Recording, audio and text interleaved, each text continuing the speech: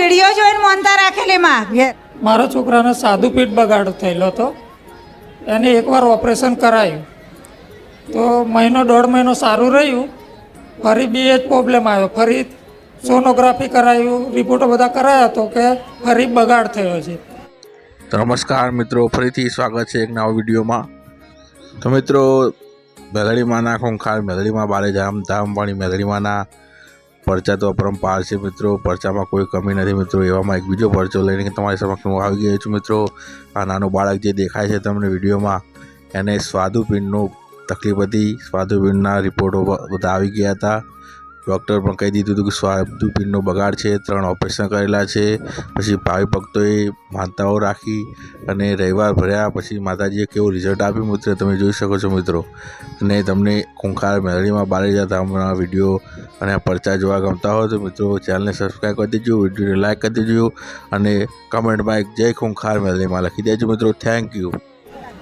બરોડા લઈ ગયેલા, ફરી બી બગાડ થયો. ફરી એના માટે અહીં અમદાવાદ બી આવ્યા, બરોડા બી ગયા હતા કે હવે દવા ગોળી કાયમિક માટે ચાલુ રાખવી પડશે. 5,500 દવા ગોળી આવશે દર મહિને.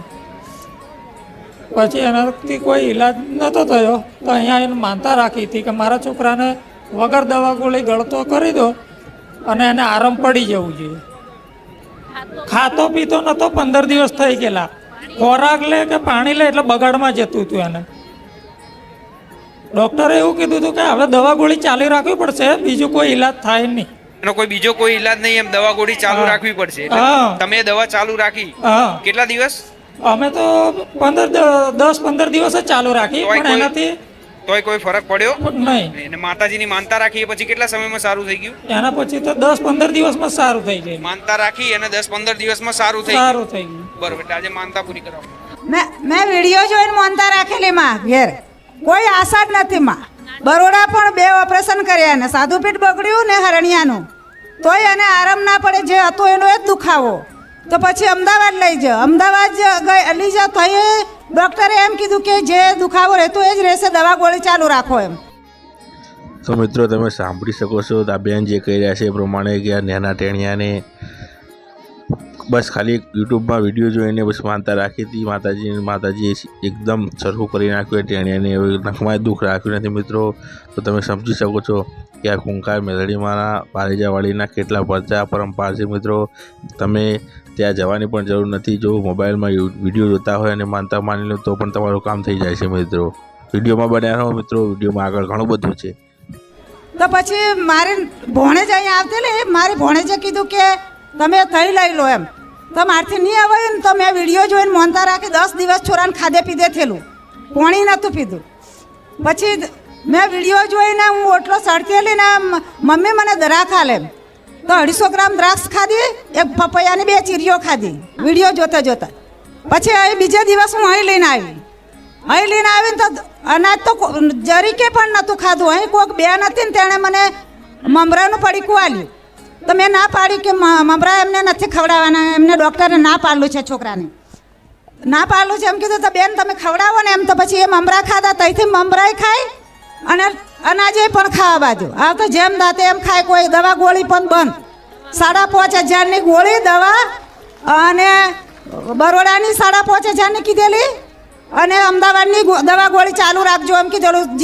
જીવે તો તમારું ભવિષ્ય એમ.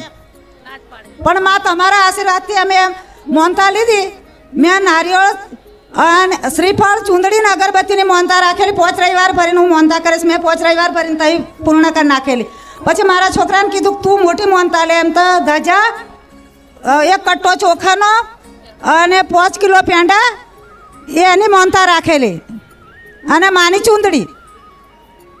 અને મારી દીકરીએ પણ રાખેલી કે મારા ભત્રીજો હદરી જશે તો હું 51 ચોપડી વેચીશ એમ.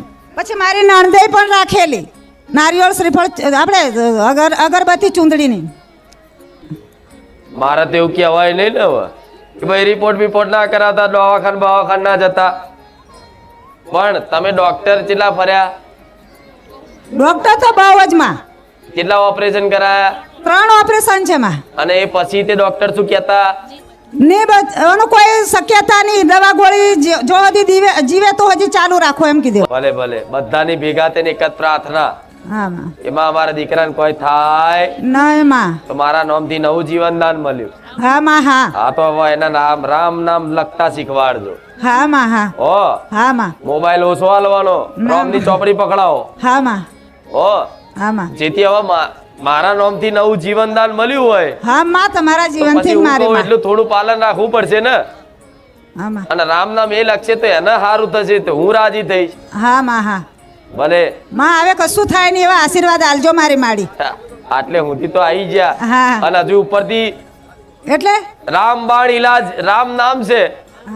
ડોક્ટર એવું નહીં કેતા, હું પેલા કેતા ભાઈ રામબાણ ઈલાજ છે, તો રામબાણ ઈલાજ રામના નામ જ છે હા માં અને થઈ ગયું છે સારું, પણ છતાંય રામનું નામ લખતા